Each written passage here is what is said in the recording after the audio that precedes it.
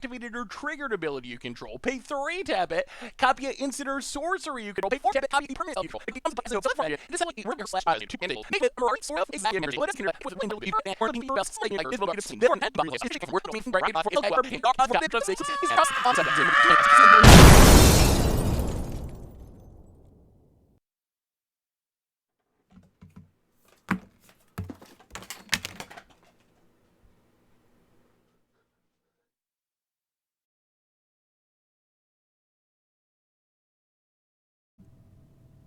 ZENDIKAR Rising is gonna be a disaster. We'll get into it in 1 second. Kind of like what you just saw right there. Now, don't get me wrong. Mr. Olive is a well of knowledge, and there's so much, it's mind-blowing. That's what that was basically showing there. All right, moving forward, though, let's talk about ZENDIKAR Rising and this disaster. Holy smokes, man. Not the worst thing in the world, but it's going to be really ugly in the beginning. And we're also going to talk about all the spoilers, even Commander spoilers as well. A whole lot of stuff to talk about in this video. But before we get into spoilers, yeah. So stores that pre-ordered, the pre-orders, thousands of boxes, thousands of collector boxes, all types of stuff like that. The regular boxes, the set draft boxes, these are going to be cut down. You know, they're not going to be able to distribute all these right away. They're not going to be able to fulfill all the pre-orders, more words or less, in a nutshell. So if a store got like a couple thousand, you know, they're only going to be able to get a fraction of that. 500, 1,000, 700, something like that. Collector boxes is going to be affected by it as well, with the set and normal ones. However, the Commander stuff is not going to be affected. Neither is the theme boosters. But the theme boosters, who really cares about that? All right, anyway, thought I'd mention that because there's a lot of people who pre-ordered. I pre-ordered a couple boxes of the collector, so I'm curious to see what happens with that. I did hear if you pre-ordered on Amazon, however, you're not going to be affected from Wizards Amazon store. We'll see how it all pans out. Who knows? Who knows? All right, let's get up into it, guys. Thank you so much for tuning in. Good times. Woof. All right. Again, these +1/+1 counter cards are just crazy, man. So we got another one. The second I saw this, I'm like, don't tell me Hydroid Crosses is back. No. Just because I saw the X and the blue and green, I almost like had to go take a number 2. I was like, oh, God. But then I read the card. And, of course, it's nowhere near like that. So this is the Split Current right here. Enters the battlefield with a +1/+1 counter on it for each mana spent to cast it. All right, that's legit, so you can pump it up pretty nicely. Whenever you cast a kicked spell, you may remove 2 +1/+1 counters from Verazal. If you do copy that spell, you may choose new targets for the copy. So any of your kick spells, you know, are going to love this because you're going to be copying it and then distributing 2 +1/+1s to this guy. The downside with this thing, that's it. It's a legendary creature serpent. You can get a bunch of +1/+1 counters on it. You get the copy effect. That's huge. But it doesn't really do anything else. There's no trample. There's no haste on it. I mean, there's no anything. First strike, double strike, nothing. Flying, the list goes on. Death touch, nothing. It's just a big old dummy that can get bigger, but there are cards that allow you to move +1/+1 counters, you know, or you can store +1/+1 counters on them and then move them to another card. Things like that, you know, or use +1/+1 counters to do some stuff. So this should be an interesting card, and copying kicker spells, you know, is not a joke. I mean, there's some pretty big ones out there. Let's get to the next. Moving on, grooving, baby. Relic Axe and Relic Amulet here. When the axe enters the battlefield attached to target creature control, it's a deuce drop. Equipped creature gets the +1/+1. If it's a warrior, it gets +2/+1 instead. Equipped for 2. It's okay. Nothing fantastic. I mean, let's face it. The Relic Amulet over here is a deuce drop. Whenever you cast an instant, sorcery, or wizard spell, put a charge counter on Relic Amulet for 2. Remove all charge counters from Relic Amulet. It deals that much damage to target creature. That's kind of cool. You know, you've got like a little bomb that's going to go off and go boom, you know, in time. Old power finds new purpose. Oh, I love it. I love it. Cool art on both of these. Then we have Shatter Skull Chaja, which this one I like. I do like. Alone by itself, not kicked. It's a 3-drop, 4/3, a 4/3, you know, with trample and haste. And if the big perk, if you kick it though, if it was kicked, it enters the battlefield with a +1/+1 counter on it. So then you have a 5/4 that stays on the battlefield. It doesn't just go back into your hand. Because at the beginning of your end step, if Skull or Shatter Skull Charger doesn't have a +1/+1 counter on it, return it to its owner's hand. So ideally, yeah, you'd want to have this thing with the +1/+1. You want to kick it, but that's 5. So I mean, again, you can at least play this early, get some damage in. Maybe throw an equipment on it. Or maybe wait to throw your equipment on it after you kick it. Once you get the mana, once you have 5 mana to do so, and then you have a bigger threat on your hand. Pretty cool card. I like it. It will see play. Relic Vial over here is a 3-drop. Sacrifice a creature, draw a card for 2. 3 to bring in on the battlefield, though. As long as you control a cleric, Relic Vial has whenever a creature you control dies, each opponent loses 1 life, and you gain 1 life. I like that one. I think that's the better of the relics so far. Then we have Shatter Skull Minotaur, which is a 6-drop. This spell costs 1 less to cast for each creature in your party. So you could drop it down to 4. Or you could drop it down to 2 red mana you'd have to pay if you have a complete party going on. It's a 5/4. Limited play, limited great card, limited bomb right there. Then we have Throne of Mackindy. This is cool. I like that we have this kicker spells are going to like it. A land for kickers. That's sweet, man. Tap it, add a colorless, plus there's other cards that go with it. For 1, tap, put a charge counter on Throne of Mackindy. Tap it, remove a charge counter from Throne of Mackindy. Add 2 mana of any one color. Spend this mana only to cast kicked spells. So, I mean, probably ramp up somewhat, get some rampage going on, because kicker costs are always going to be more pricey. And if you're going to want to play kicker spells, you're going to have a decent amount of mana, especially for some of the bigger kicker costs. But this thing would be a 4 of in those builds for sure. Legit COD. Deliberate and Marauding Blight Priest are 2 of the notable commons. Deliberate over here is a deuce drop. Scry 2, then draw a card. Yeah, that's pretty cool. That should see a lot of play. I like it. He's just levitating there. He's like, man, I'm all up in the air. This is sweet. All right, appreciate you guys. Got my little balloons in the background. That's all good times. Little river next to some lava. A whole lot of stuff going on there. Then we have the Blight Priest. Cool art on that, man. Flames, baby. Whenever you gain life, each opponent loses 1 life. It's a 3-drop. That's the problem, though. Let's be fair. It's a 3-drop, but I think there's some cards rotating out of standard right now that were 2-drops, and Orzhov colors and whatnot that had similar effects. Or when a creature enters a battlefield or something, you gain 1 life, the opponent loses 1 life, stuff like that. Can this replace that? Maybe. Will it see play? Possibly. I can't say 100%. It is a 3-drop with 2 toughness. That's usually not the best case scenario there, but it probably will see play. Competitive, I doubt it, though. Then we have Charax, the Raging Isle. This one's pretty sweet, man. It's a 0/17. What? Cool. Only for 4. Why do I want a 0/17, Joey Moss? My opponent's playing Death Touch. Oh, that stinks. Well, never mind. Forget this card. All right.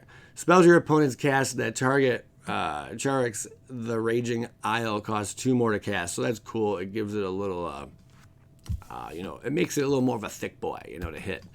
For 3, then, Charax gets +X, -X until end of turn, where X is the number of islands you control. So, worst case scenario, because High Alert's not going to be in standard, but, that'd be sweet if it was. Each creature you control assigns combat damage equal to its power. Equal to its toughness rather than its power. That's dirty. So off rip, you'd have it, if you had High Alert with this card, you'd have like a 17 out there, 17, which is just madness when it does, do its attacking and whatnot. That's stupid. But, yeah, unfortunately rotating out, but still historic and all that stuff, and there's a whole lot of other stuff you can do. 0/17, man, that's going to be cool. We'll see what this card does. Nimble Trap Finder. This one I do enjoy a bit here. That's right. It's a 2-drop. Sub-Zero meets Baraka, and they had a baby. Out pop this. Looks like a little bit of Jax in them, too. Nimble Trap Finder can't be blocked if you had another Cleric, Rogue, Warrior, or Wizard enter the battlefield under your control this turn. I love unblockable stuff. But you have to hit that stipulation. You have to drop one of those creature types on the battlefield that turn. And then at the beginning of combat, this is nuts. At the beginning of combat on your turn, if you have a full party, I think it's going to be quite difficult to hit this full party there's things called removal, guys. I just, will it happen? Yeah, like I said in other videos, it's going to happen. But having a full party, you gotta have all four different of these, creature types out on the battlefield. But if you did, whenever this creature deals combat damage to a player, draw a card until end of turn. That is good. Creatures you control gain. That's individually. And they individually gain that. So that's a huge payoff if you're able to protect all your guys out there, That one spell that's a 2-drop in green, I should have put it on the screen for you guys, but that thing is silly. It gives hexproof and indestructible till end of turn to all your creatures. It's a 2-drop in green. That card is probably going to see some play because you're going to want to protect your party. If you have your party on the battlefield, you have some very, very strong abilities, You get some very huge perks that come off of that. So we'll see how it plays out. Here's coolness. So we already know about Forsaken Monument. Great card. The Construct. The Myriad Construct is a 4-drop. I like the art too. I like stuff, guys. That one is neat, though. That one is really neat. Whoopsie doodle. All right. So it has a kicker for 3. This is one Wizards was hyped about. They mentioned, okay? What does it do? 4-drop kicker 3. Construct was kicked. It enters the battlefield with a +1/+1 counter on it for each non-basic land your opponents control, okay? So if they're running just basics, oh well, But if it's kicked, usually opponents have quite a few, non-basic lands that they're running. And then when Myriad Construct becomes the target of a spell, just the target of a spell, sacrifice it and create a number of 1/1 colorless construct artifact creature tokens equal to its power. So who knows how powerful your construct is at that time. But something like Forsaken Monument out, colorless creatures you control get +2/+2. You might even want this out just because whenever you tap a permanent for the colorless, add an additional colorless, or devoid. It used to be called devoid. That's just neat in its own, and plus the whole gaining life stuff. So some interesting synergy there, and just makes it work well. These are the new Commander cards, all right? So only going to be found in your Commander Zendikar Rising. That's right. 4-drop, Vigilance, Landfall. Whenever a land enters the battlefield under your control, exile target permanent with converted mana cost 3 or less from your graveyard. When Trove Warden dies, put each permanent card exiled with it onto the battlefield under the control of that card's owner. That's pretty cool. It's a 3/4 for 4. That's pretty neat, though. I do dig that. Some weird art going on there, but it's ferocious. I don't even know what's happening there. It's some. Is he like in a cave, a tomb? What is that opening there? I'm scared. Pandora's box? I don't know. But sweet card, and it's got Vigilance too. It's Cat Beast.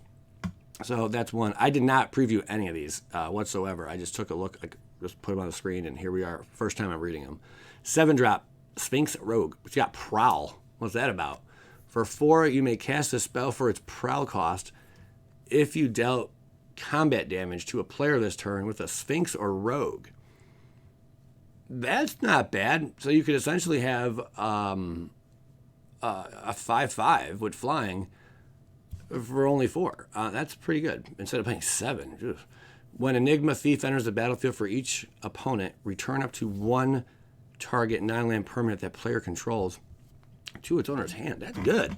That's a really good card. If that stipulation's met, you can get it on the battlefield cheap like that. That's not bad. It's all right. Otherwise, it's a big crazy dummy there. But no, still going to be able to use that ability down there. I like it. Whispering Dagger, Whisper Steel Dagger. This one's cool too. 3-drop. Some gruesome stuff going on there. Equipped creature gets +2/+0. Whenever equipped creature deals combat damage to a player, you may cast a creature spell from that player's graveyard this turn. Oh yes, oh yes. And you may spend mana as though it were mana of any color to cast that spell. Equip for 3. That's not bad at all. I like that. Especially being able to cast stuff out of your opponent's graveyard. All types of shenanigans. Take their stuff. Play it. There you go. Have some fun with it. Demir loves doing that stuff. Black doesn't surprise me. It's doing the same thing. They love the graveyard. Black loves the graveyard, man. That artwork's crazy, though. I don't think they'd put that in a regular set. Geode Rager is a 6-drop, first strike, landfall. Whenever a land enters the battlefield of your control, goad each creature target player controls. What is that? Well, good. Until your next turn, those creatures attack each combat if able, and attack a player other than you if able. Whoa, that's kind of cool, mixing things up there. It is a big old 6-drop, but man, that's cool. If you can make that happen, Captain, that's pretty sick. I like that. Only a 4/3 though. Kind of pricey. I mean, yeah, it's probably not gonna see too much play, but it's a cool card nonetheless. And the fact you can make, all right, you're all gonna go over there and kill my opponent over it. I don't like him. Get him off the game. Okay. All right, so there you have it. What do you guys think? What do you think? This disaster, is it going to affect you? Did you pre-order boxes? Were you like Joey Moss and pre-ordered some stuff? I only pre-ordered 2 boxes of collector boxes. So we could do some battles and stuff with them, you know, down the road. But, yeah, that's kind of crappy. And why is it those products are affected? Why is there even an issue to begin with? Like, I don't... What? Hire more people. Fix the problem. Why is there... I just don't understand why this is a big deal. Why this has to happen. Why aren't we getting products when they're supposed to be launched, when they're supposed to hit stores? Like, it just makes no sense to me. You know, just like Jumpstart. We had major issues with that. I think some stores still haven't received their Jumpstart, which is just ridiculous. I don't know, man. Craziness. All right, guys, I appreciate you tuning in. Check out these other videos after these shout-outs. Skadink, skadink, skadoosh.